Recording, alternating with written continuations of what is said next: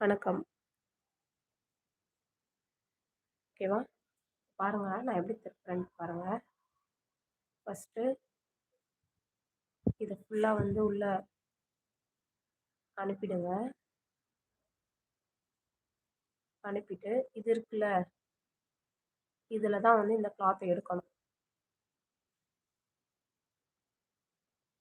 குட்டியா ஒரு ஹோல் மாரி போட்டு, இது உள்ள இப்படி இன்சர்ட் பண்ணிட்டு, அப்படியே திருப்பிடுங்க.